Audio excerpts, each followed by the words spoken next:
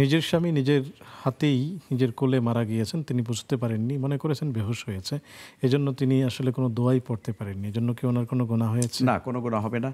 ইনশাআল্লাহ তাআলা আপনার স্বামীর জন্য আপনি এখন দোয়া করতে থাকুন, আর আল্লাহ তাআলা তাকে কবুল করবেন যদি তার ঈমান এবং আমল যদি ভালো থাকে। ইনশাআল্লাহ তাআলা যে অবস্থায় তিনি মৃত্যুবরণ করেন না কেন, আল্লাহ তাআলা তাকে মুক্তি দেবেন এবং তাকে কবুল করবেন।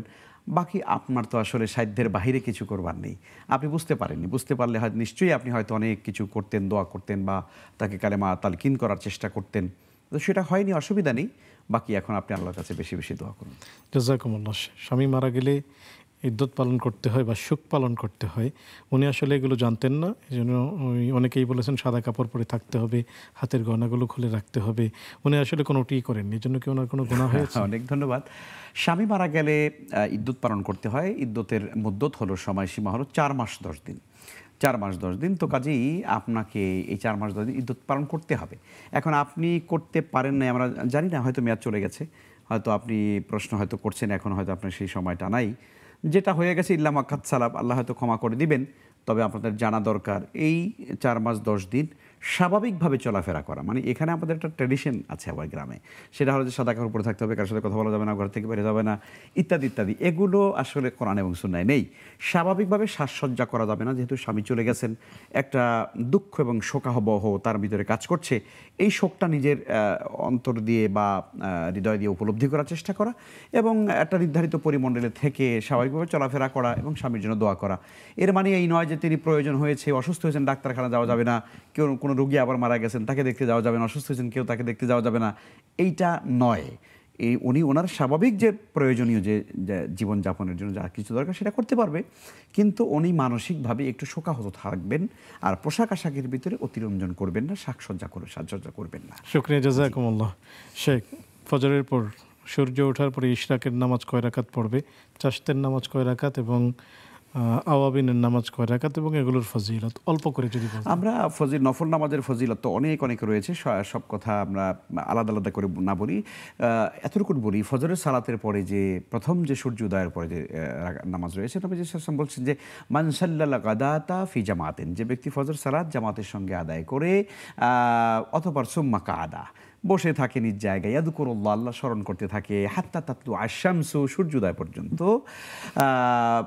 ফাকানাত লাহু কাআজরি হাজ্জাতিন ওয়া উমরাতিন, তার জন্য রয়েছে ফাকানাত লাহু কাআজরি হাজ্জাতিন ওয়া উমরাতিন, তার জন্য পরিপূর্ণ একটা হজ এবং একটা উমরার সওয়াব। সুবহানাল্লাহ। এই জন্য আমরা যারা হজে যেতে পারিনি, আমরা এই আমলটা করতে পারি। আমি আলহামদুলিল্লাহ গত জুমায় আমি আমার মসজিদে বলেছি, আজকে আমার মসজিদ থেকে খবর এসেছে প্রচুর পরিমাণে মুসল্লিরা এখন ফজর নামাজের পরে তাদের নিজ জায়গায় বসে থাকে এবং এই সুন্নতের আমল করে। আজকে আমার কাছে ফোন এসেছে, তো আলহামদুলিল্লাহ আমরা এই আমলটা করতে পারি।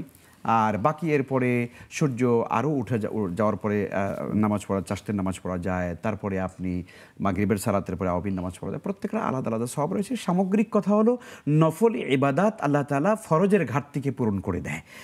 কাজে কিয়ামতের দিন আপনার আমার মিজানে যখন ফরজের ঘাটতি হয়ে যাবে, তখন আল্লাহ নফল ধরে টান দিবেন যে ঠিক আছে, নফলটা দিয়ে এটা পূর্ণ করে দাও।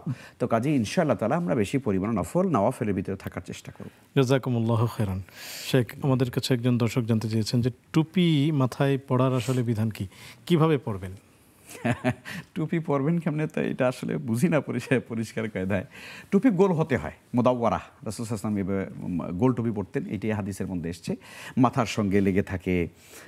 টুপি তো মাশাআল্লাহ আমাদের বাংলাদেশে বিভিন্ন হাজার হাজার প্রকারের আছে, তবে যেভাবেই থাকুক না কেন আপনার টুপিটা এভাবে পরবেন, যেমন আমাদের ভাইজান যেটা পরেছেন, শেখ পরেছেন, সুন্দর, মাথা লেগে একদম পুরোটা লেগে আছে, আমারটা লেগে আছে, একটা হালকা একটু ফাঁকা আছে।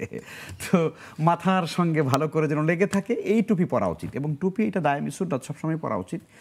নামাজেই শুধু টুপি পরতে হয়, বাকি সময় মাথা খালি রাখতে হয়, ব্যাপারটা এরকম না। নবী সাল্লাল্লাহু আলাইহি ওয়াসাল্লাম সবসময় টুপি পরতেন। তো নামাজের ভিতরে টুপি পড়ে গেলে নামাজ হবে কিনা এটা জিজ্ঞেস করছেন। জি, প্রশ্ন করেছেন যে টুপি যদি হ্যাঁ সামনে এসে যায়, কপাল ঢেকে যায়, অথবা রুমাল যদি সামনে, রুমালেই সিজদা করতে হয়, তাহলে হবে কিনা? না, এতে কোনো ক্ষতি হবে না ইনশাআল্লাহ। শেখ, আমাদেরকে ডিজিটালে অনেকেই প্রশ্ন করেছেন, আমরা তার মধ্য থেকে একটিকে না নিলেই নয়। যাকাতের টাকা দিয়ে মসজিদ নির্মাণ করা যাবে কিনা? না, যাবে না, যাবে না। যাকাত মসজিদের হক নয়, যাকাত হচ্ছে গরিবদের হক, গোরাবাদের জন্য।